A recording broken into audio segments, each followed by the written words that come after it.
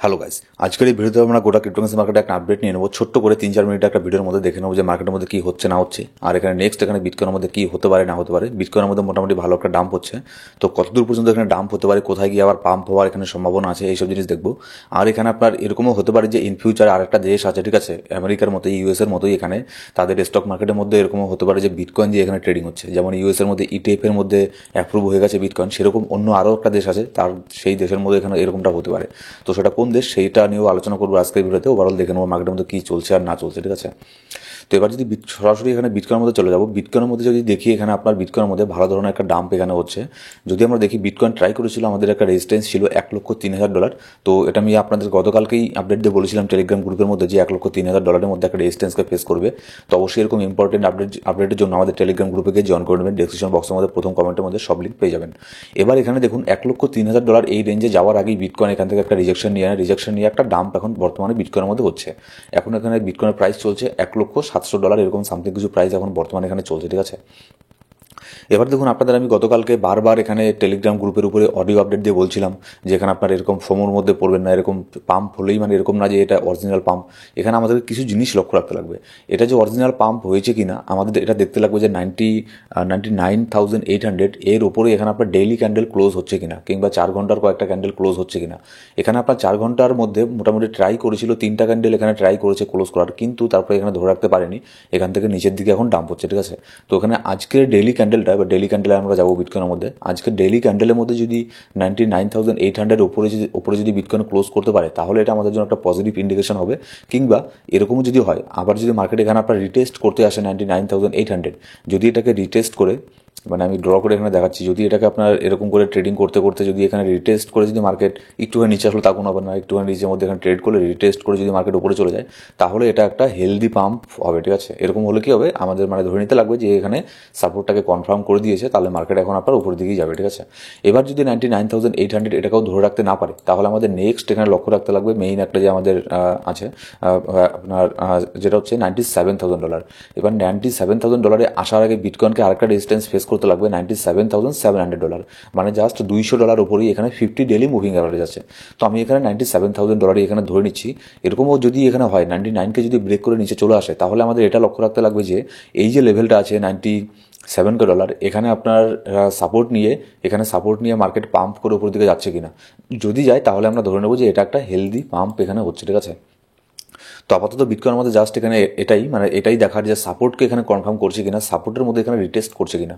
যদি সাপোর্টের মধ্যে রিটেস্ট না করে, তাহলে এখানে মার্কেট আরও এখানে ডাম্প হবে, ঠিক আছে। তবে আমি এখানে আশা রাখছি যে সাপোর্টের মধ্যে এখানে সাপোর্ট কনফার্ম করবে।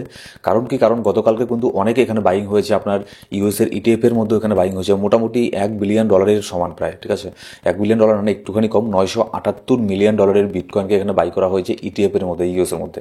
তারপরে এখানে আরও যে আপনার একটা কোম্পানি আছে, তো এখানে যাওয়ার আগে একটা কোম্পানি আছে, এটা কি KULR টেকনোলজি নামে একটা কোম্পানি আছে, তারা এখানে $21 মিলিয়ন বিটকয়েনকে পারচেস করেছে। এটা কিন্তু মানে যদি দেখি যে $21 মিলিয়ন মানে সেরকম কোনো বড় কিছু না, ঠিক আছে। কিন্তু আমাদের এটা দেখতে লাগবে যে কোনো একটা কোম্পানি এখানে ইনভেস্ট করেছে। যখন কোনো একটা কোম্পানি যদি $1 মিলিয়ন ইনভেস্ট করে, তখন সেটা অনেক একটা বড় ব্যাপার হয়ে যায়, ঠিক আছে। যদি সেটা ইন্ডিভিজুয়ালি যদি কেউ এখানে $1 বিলিয়ন এখানে বাই করে, তাও সেটা যত না পজিটিভ একটা আপনার মার্কেটের মধ্যে ইম্প্যাক্ট ফেলে, তার থেকেও বেশি ইম্প্যাক্ট ফেলে যদি একটা কোম্পানি যদি অনেক কম $1 মিলিয়ন যদি পারচেস করে বিটকয়েন, তাও একটা পজিটিভ ইম্প্যাক্ট ফেলে। অবশ্যই এটা লং টার্মের জন্য, ঠিক আছে।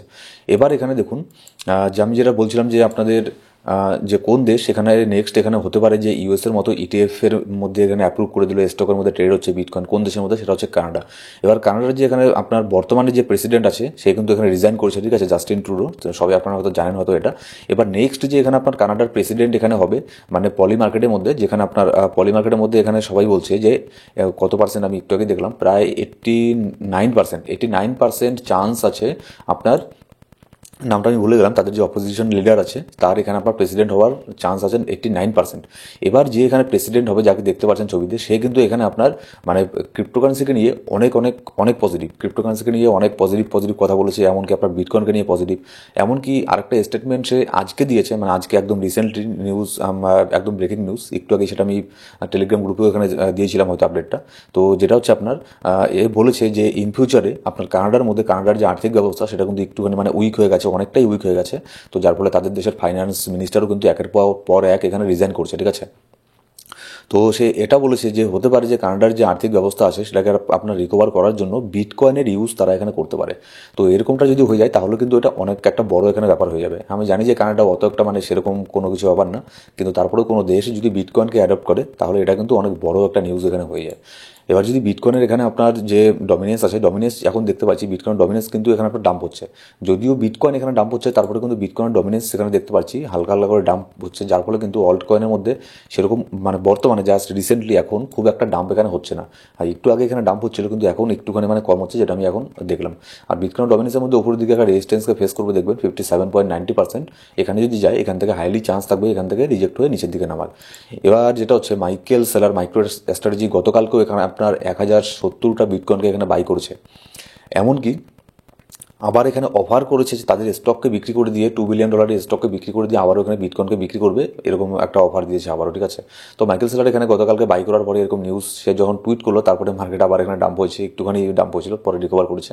এটা হয় যখনই মাইকেল সেলার এখানে বাই করে 99% চান্স থাকে মার্কেট সেখান থেকে একটুখানি হলেও ডাম্প হওয়ার। এটা মানে আমি জবের থেকে মানে ট্রেডিংয়ে আছি, ঠিক আছে, মানে জবের থেকে মাইকেল সেলার এখানে আপনার বাই করে ওই তবে থেকে এরকমটা হয়ে আসছে। এটা কেন কি সেটা মানে কেউ জানি না, ঠিক আছে, মানে হয়ে গেছে এটা। এবার যদি বিটকয়েনের মান্থলি ক্যান্ডেল এখানে আসি, মান্থলি ক্যান্ডেলের মধ্যে জানুয়ারি মাসের মধ্যে পজিটিভলি এখানে মার্কেট এখানে ওপেন হচ্ছে, ঠিক আছে, পজিটিভলি যাচ্ছে। আমার যেটা মনে হয় যে জানুয়ারি মাসের মধ্যে মার্কেট এখানে খুবই খুবই পজিটিভ থাকবে, কারণ হচ্ছে এই মাসের মধ্যে অনেক অনেক বড় বড় বিশাল বিশাল গুড নিউজ আছে ক্রিপ্টোকারেন্সি মার্কেটের জন্য, ঠিক আছে। তো সেটা আপনারা অবশ্যই সবাই জানেন, বারবার মানে এক কথা বলার কোনো প্রয়োজন নেই। কিন্তু এখানে একটা জিনিসের উপরে ডিপেন্ড করবে যাতে এখানে আপনার কোনো ভাইরাসের কোনো ধরনের নেগেটিভ নিউজ এখানে না আসে মার্কেটের মধ্যে, ঠিক আছে। করোনার মতো মানে কোনো মহামারী টাইপের যদি কোনো কিছু হয়ে যায় তাহলে কিন্তু মার্কেট এখানে অবশ্যই এখানে ডাম্প করবে। তবে আমার মনে হয় না যে এরকম কোনো একটা কিছু হবে। যদি এরকম হওয়ার থাকতো তাহলে মার্কেট তার আগেই এখানে আপনার একটা রিয়াকশন এখানে দিয়ে দিত, ঠিক আছে, তার আগেই এখানে ডাম্প হয়ে যেত। সো গাইস, এই ছিল আজকে ভিডিও ভালো লাগলে সেটা লাইক করবেন, আপনার সাবস্ক্রাইব না করে থাকলে সাবস্ক্রাইব করে পাশে বেলটা বেশ কল সেট করে রাখবেন প্রত্যেকটা ভিডিও আপডেট সব আগে পাওয়ার জন্য। Thank you so much guys.